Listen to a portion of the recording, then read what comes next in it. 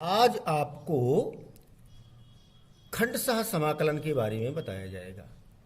Integration by part, वैसा प्रश्न जिसमें दो फलन हो और आपस में दोनों गुणा में हो, तो ऐसी परिस्थिति में आप उनका समाकलन किस प्रकार करेंगे।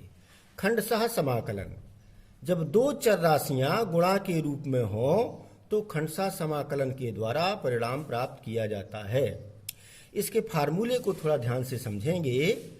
इंटीग्रेशन ऑफ f1x यानी पहला फलन इंटू f2x दूसरा फलन, दोनों गुणनफल में है, तो इनके समाकलन के लिए जिस प्रकार से आपने दो फलनों के गुणनफल का अवकलन का सूत्र पिछले वर्ष सीखा था, उसी प्रकार से आप दो फलनों के गुणनफल का समाकलन का फार्मूला इस प्रकार से है।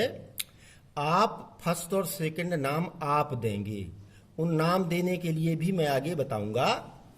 अभी फार्मूला सीखते हैं। First function and integration of second, फिर minus integration differentiation of first function, ध्यान दीजिएगा, differentiation of first function and integration of second function, तथा उसके बाद फर्स्ट फंक्शन के डिफरेंशिएशन का सेकंड फंक्शन के इंटीग्रेशन का जो गुणनफल आएगा उसका भी समाकलन। First function integration of second minus integration differentiation of first integration of second and integration of multiplication. अब ध्यान देने की दो बातें हैं। राशियों को प्रथम फलन व द्वितीय फलन मानते समय याद रखें। क्या याद रखना है? द्वितीय फलन सेकंड फंक्शन सरलता से समाकलित हो जाए। पता चला कि आपने सेकंड फंक्शन उसको नाम दे दिया जिसका आप इंटीग्रेशन का फार्मूला ही नहीं जानते, तो प्रॉब्लम होगी। द्वितीय फलन सरलता से समाकलित होना चाहिए। ये जो है इंटरनल बात है, आप ध्यान में रखिएगा। दूसरी बात, दूसरा मैटर यहां पर है।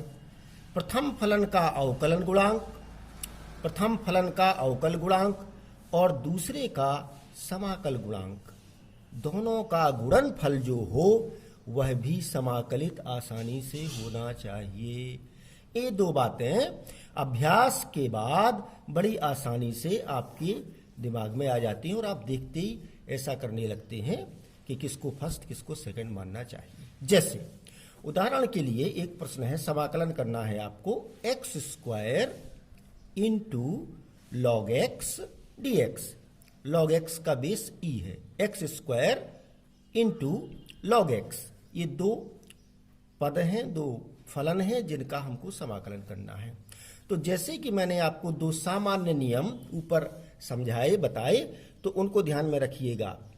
सेकंड उसे मानना है जो आसानी से समाकलित हो।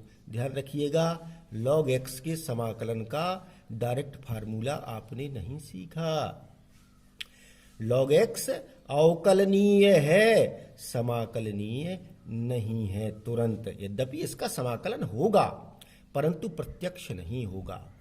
तब क्या करना चाहिए?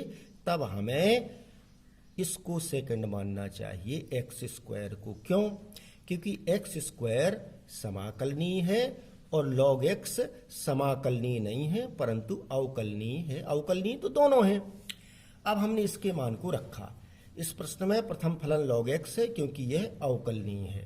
अब सूत्र का प्रयोग किया, first function log x on b c, और समाकलन किया एक्स स्क्वायर का, माइनस का चिन्ह लगाया, differentiation of first log x का अवकलन किया। यहां इस बात को ध्यान दे लीजिए, जो पहले लिखा हो फर्स्ट है, जो बाद में लिखा हो सेकंड है, ऐसा कुछ नहीं है। दोनों गुणा में लिखे हैं और दोनों में से आपको स्वयं इनको प्रथम और द्वितीय फलन मानना है अपनी सुविधानुसार, आवश्यकतानुसार। सो फर्स्ट फंक्शन और सेकंड का इंटीग्रेशन माइनस इंटीग्रेशन करेंगे, किसका करेंगे? फर्स्ट के डिफरेंशिएशन का, differentiation of first into integration of second. तो फर्स्ट का डिफरेंशिएशन लॉग एक्स का डिफरेंशिएशन ई बेस पर, और सेकंड का इंटीग्रेशन, और जो इनके गुणनफल से मिलेगा उसका भी समाकलन करेंगे। अर्थात माइनस के बाद का जो हमारा पद है, समाकलन की स्थितियां हैं, उसका 2 बार उसमें समाकलन होना है, एक बार सेकंड का और दूसरी बार दोनों के गुणनफल का।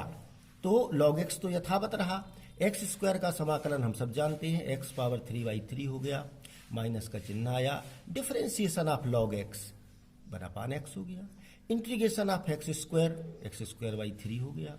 और अभी मैंने जैसा कि बताया कि यहाँ पर आप 2 बार समाकलित करते हैं तो 1/x इंटू एक्स पावर 3/3, हमने इसको व्यवस्थित करके लिखा, x पावर 3/3 आगे लिख लिया, इंटू log x माइनस 1/3, एक पावर नीचे है, 3 पावर ऊपर है, क्या हुआ, 2 पावर बची x पर, x square dx।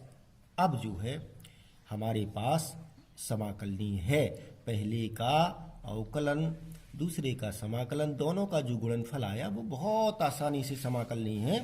1/3 x power 3 log x minus 1/3 into x square का समाकलन एक बार पहले कर चुके हैं, एक बार पुनः कर देते हैं, एक्स पावर 3/3। इस प्रकार से आपका जो इसका समाकलन आया, 2 फलों के गुणनफल का समाकलन, वह प्राप्त हुआ 1/3 x power 3 log x on base e minus 1/9, 1/3 into 1/3, 1/9 x power 3 and plus c। यह आपका 2 फलों के गुणनफल का समाकलन है।